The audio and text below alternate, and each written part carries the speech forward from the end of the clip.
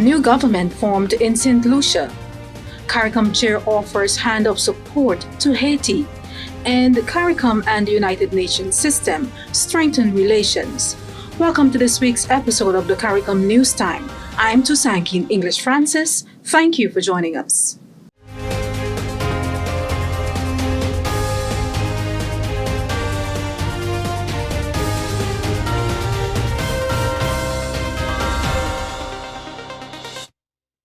Newly elected Prime Minister of Saint Lucia, the Honorable Philippe Pierre, says he intends to prioritize health and the economy and has pledged to unite the country following a very intense political campaign leading up to general elections on Monday, the 26th of July. Saint Lucia Labour Party has won the general election. However, we now have to manage an inclusive, equitable, and just society.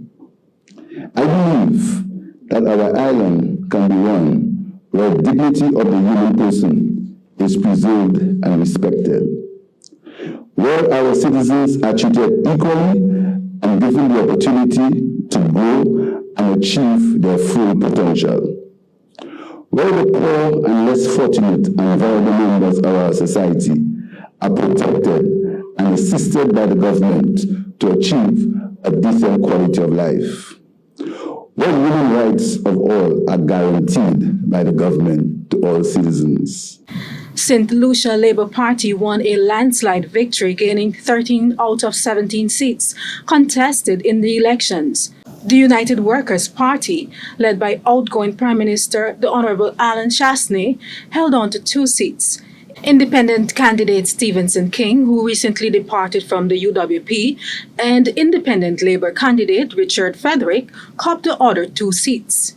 A 10-member CARICOM election observation mission led by Chief Elections Officer of the Elections and Boundaries Commission of Trinidad and Tobago, Ms. Fern Narcissus Scope, monitored the elections.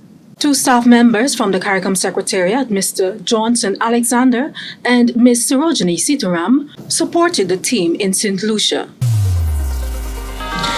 Prime Minister of Antigua and Barbuda and Chair of CARICOM, the Honorable Gaston Brown, has offered a hand of friendship and support to Haiti, even as new Prime Minister Dr. Ariel Henry works to build consensus to address the problem Haiti faces. In a message delivered to the funeral of President Jovenel Moïse on the 23rd of July, Prime Minister Brown urged Haiti not to bury the tragic circumstances of his death. He said Haiti must not become trapped in a vicious cycle of retribution and recrimination.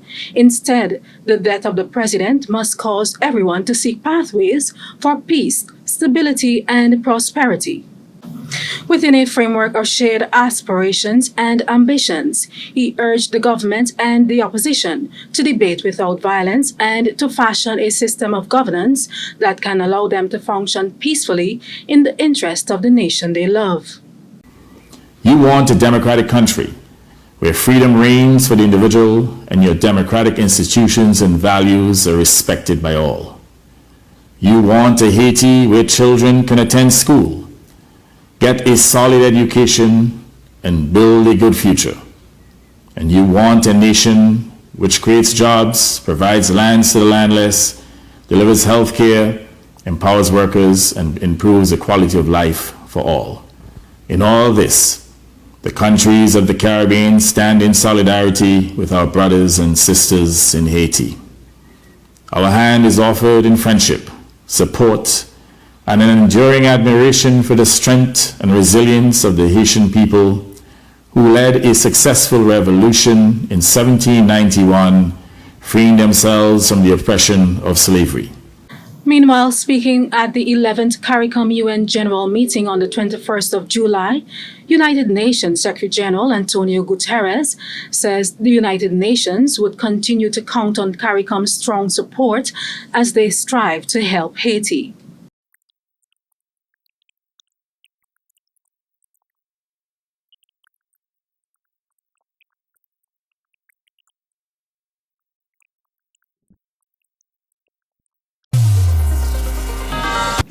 The Caribbean Community, CARICOM, and the United Nations system strengthened relations recently, with the Secretaries General of both organizations pledging continued commitment to cooperation between them. The 11th CARICOM UN General Meeting held on the 21st of July highlighted common ground between the two organizations on the need for greater support to small island developing states to defeat the COVID-19 pandemic, to access financing for development, and continued actions to mitigate the impact of climate change.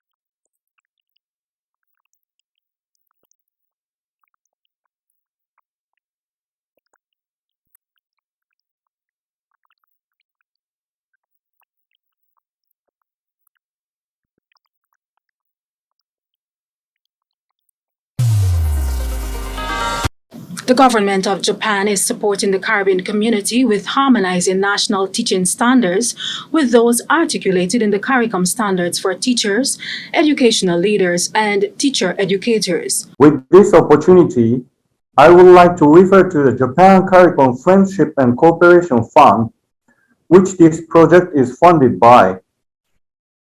The operation of the fund initiated in 2001 with the agreement between the government of Japan and the CARICOM Secretariat. Up till today, the program has supported more than 30 projects in different areas, such as agricultural development, promotion of tourism, waste management, export promotion, support to the small and medium enterprises, etc., and of course, education. What I would like to confirm here is that Japan has been and will always be a good friend of CARICOM and continually looks for ways to further build and improve the relationship. Over 150 stakeholders participated in 3 one-day orientation workshops for the development of national standards for the teaching profession from July 19th to 23rd. Discussions centered on strengthening and harmonizing standards throughout the education ecosystem and improving learning outcomes for the region's students. At the 30th meeting of the Council for Human and Social Development 2019, the region made a commitment to strengthen and harmonize education quality through attention to the critical role that teachers play in nurturing a safe and healthy society. To that end, regional standards for actors in the education ecosystem, classroom teachers, educational leaders, and teacher educators were advanced and endorsed for implementation across the region.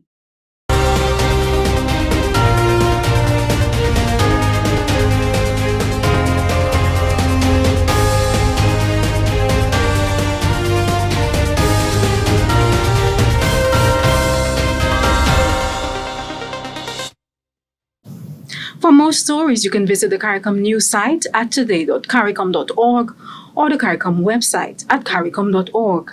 Like our Facebook page, follow us on Twitter, and be sure to subscribe to our YouTube channel. Thank you for watching. keep safe, and I'll see you next time.